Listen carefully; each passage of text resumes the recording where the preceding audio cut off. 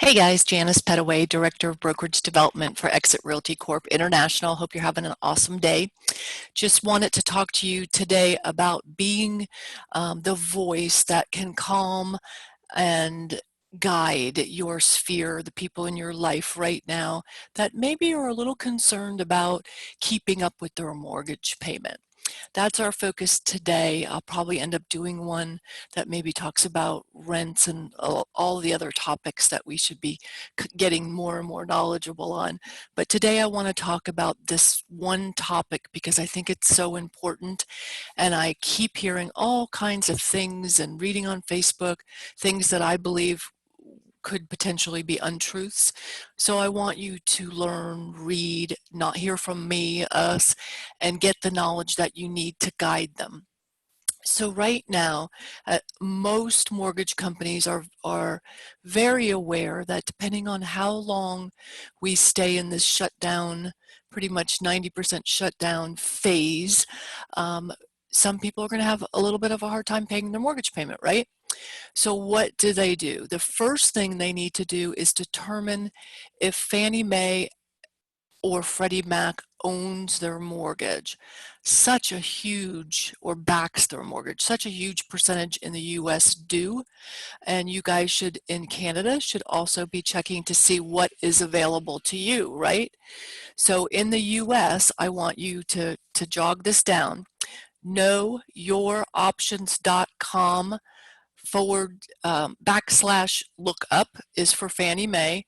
And this one's kind of interesting. It's ww3, the number 3, dot freddiemac.com backslash loan lookup. And all they have to do, if you can guide them to go to those two places to check and see if one of them backs their mortgage, all they have to do is fill out their address and it just comes up in like seconds. So that's number one, so that they'll know what applies to them potentially right now. The stimulus package has put in all kinds of safeguards. They are saying that the mortgage companies, if it's backed by Fannie or Freddie, have to allow what's called forbearance. Most of you that have been through our last crash in the US know what forbearance is.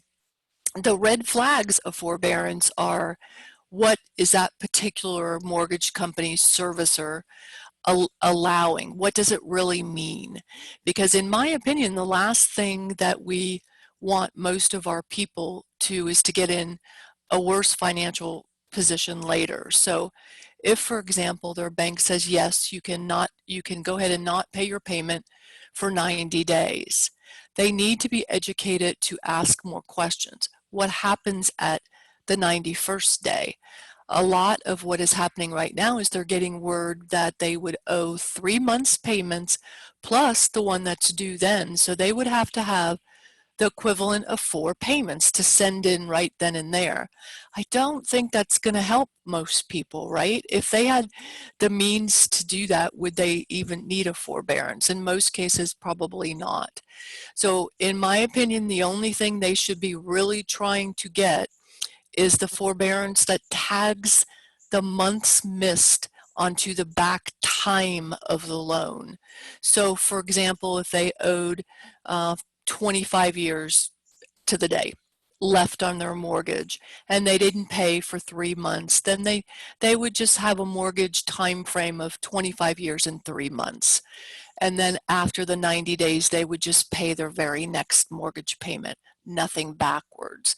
To me, that is going to keep our economy moving forward and keep people safe.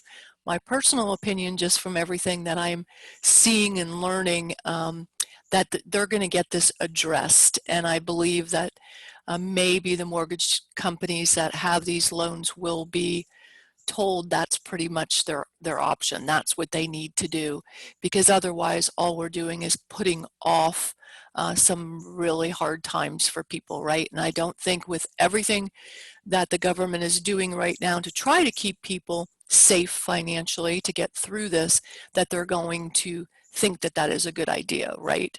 So what I want you to do is to reach out, maybe on social media or when you're making your calls, because remember, you're supposed to be checking in with all of your people and having some conversations. So one of the things might be saying, hey, I'm just checking on you. It's been a few weeks. How is it at home? You know, are you still working, or, you know, what's going on with you? I feel like I'm pretty busy just keeping up with everybody I care about.